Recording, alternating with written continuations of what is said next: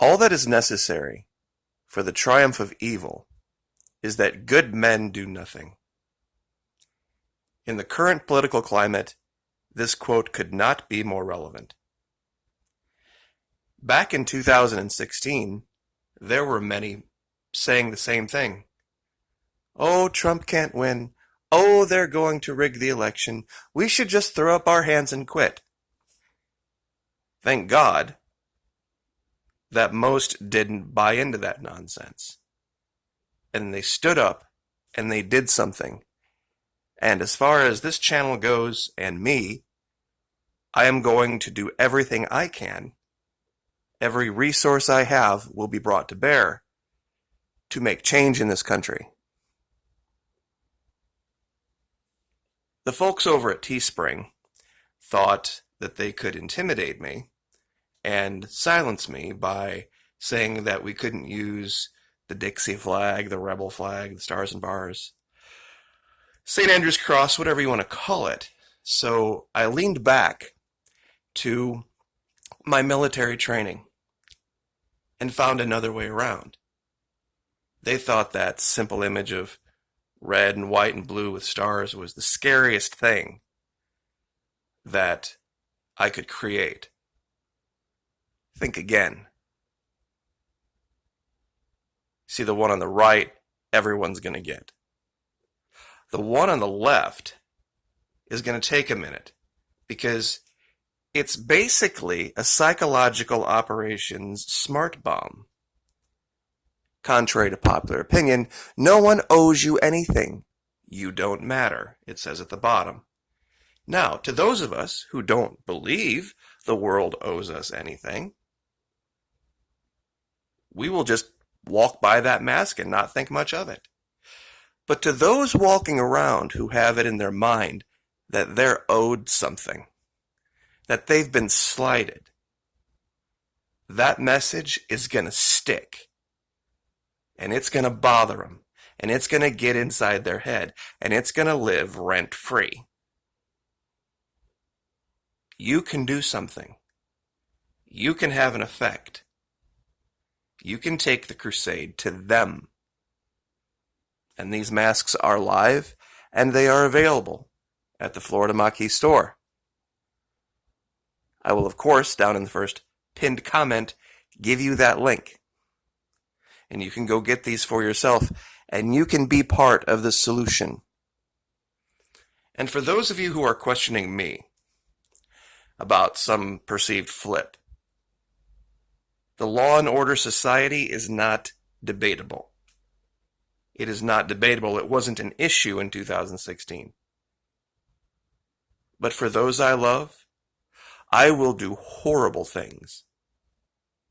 And I have 2 daughters and a baby granddaughter. And I'm going to do everything within my power to make sure that they are safe, and they are protected, and they are well cared for. They have but to ask. Now, on that note,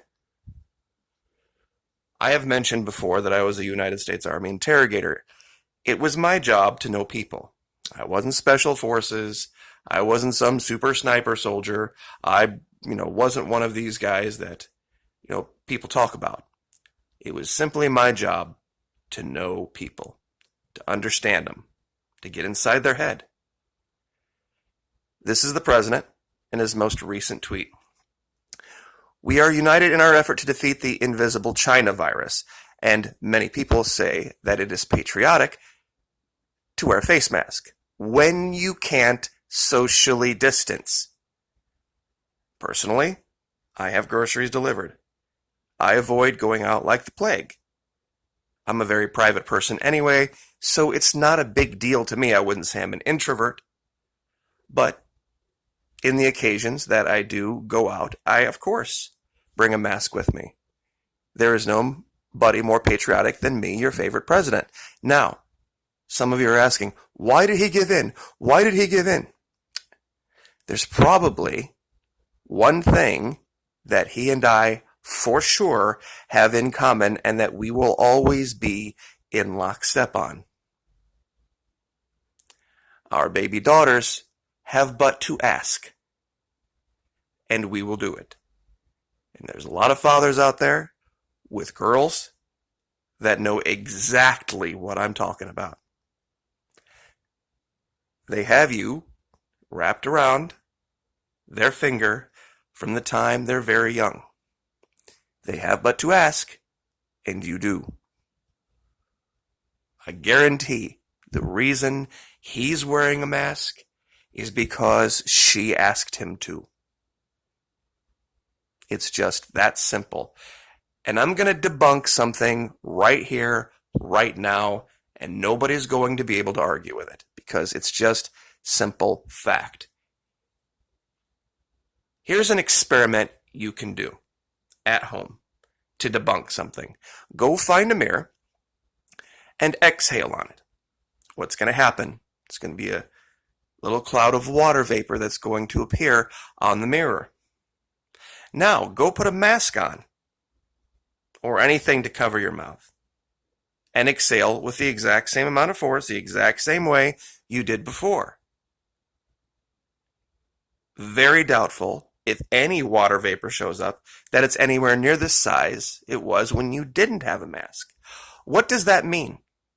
That means when you cover your mouth and you exhale, the vast majority of the water vapor gets trapped in the mask, right? Right. So what do we know about a mask, even a paper one, even a cloth one?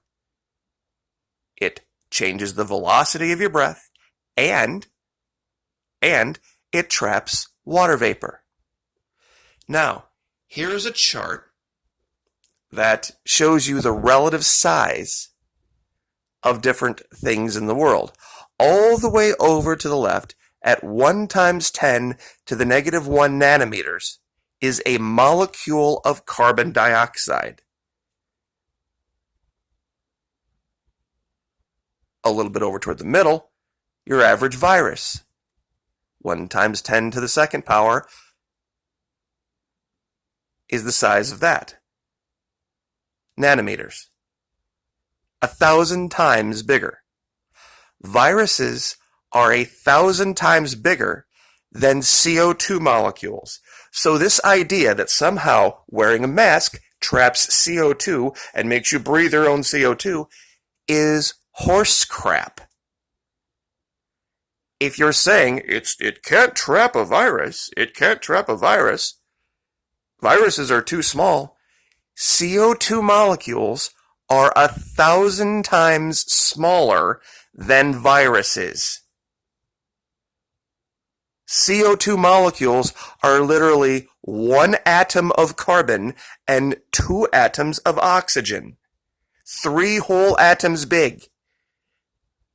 And the paper mask that you think is so ineffective, or the cloth mask, either one, that it can't trap a virus because viruses are too small, CO2 molecules are 1,000 times smaller. Carbon monoxide is even smaller. It's only 1 atom of carbon and 1 atom of oxygen. Not cell, atom. Now, the virus lives, remember our mirror experiment? Where you saw the water droplets appear on the mirror when you weren't wearing a mask? The virus lives in tiny little particles of lung tissue, salts, different things that exist in those water droplets. You're not trapping the virus itself. You're trapping the thing the virus is living in. Or the thing that the virus is living in and the larger water droplet that holds all of that. And we've showed by our experiment that when you put a mask on, you not only trap a great deal of water, you trap the virus that's contained in it, and you change the velocity of your breath.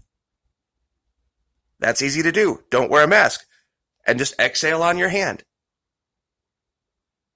Then put a mask on. Exhale with your hand at the same distance. You don't feel as much air, do you? It changes the velocity. Another experiment. And this happened to me personally. There was a delivery driver, and he was out in the street, and he was trying to ask me a question about an address, and I was back up on my porch. We were a good, probably 20 yards away. Couldn't understand a word he was saying. Why? Because he had a mask on. If he would have taken his mask off, of course, then the air moving over his vocal cords, coming out of his mouth, would have moved a lot more freely, a lot more efficiently, and I would have understood it better. This is the concept. Is it the same effect as wearing like a sealed helmet over your head, glass bubble helmet like they wear when they walk on the seafloor? No. But does it greatly reduce the velocity of your breath and the water droplets therein that contain the virus? Yes. And that's what this is about. So I just wanted to share that. Now, where are we at? 11 minutes. There was a video, and this is kind of more along the lines of funny, that I wanted to share with you guys.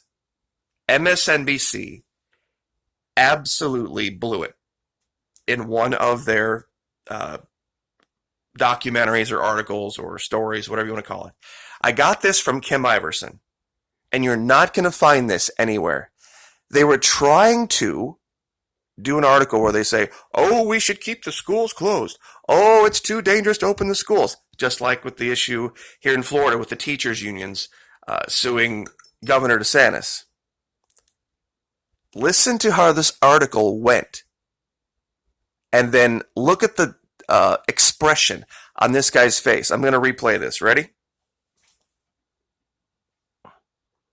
Would you let your kids go back to school? I will. My kids are looking forward to it. Yes. Period. Absolutely. Absolutely. As much as I can. Without a hesitation. Without a hesitation, yes. I have no concerns about sending my child to school in the fall. I would let my kids go back to school. Dr. John Torres, NBC News. They all said yes. That was epic. That was absolutely epic. 7 pediatricians said sending kids back to school in the fall, just like President Trump wants to do, would be perfectly fine. They have no worries about it. Totally okay. They thought they had this thing where they were going to totally take down the president and his opinion on things, and it completely fell apart. Completely fell apart. And this guy that you're looking at right here, his job, he's a TV newscaster, is to be able to speak eloquently, no matter what happens. Ad-lib if you have to. You know, deal with the kind of the bumps and the rocks in the road, so to speak. The only thing he could come up with was 4 words. They all said yes. Totally stunned that the complete false narrative that they've created somehow wasn't confirmed by actual pediatricians. Absolutely, positively hilarious. So, anyway, if you really want to be part of the solution and put it right up in their smug little faces, go get yourself one of these masks. We can make a difference. In 2016, a difference was made. We can do it again. Like, share, subscribe.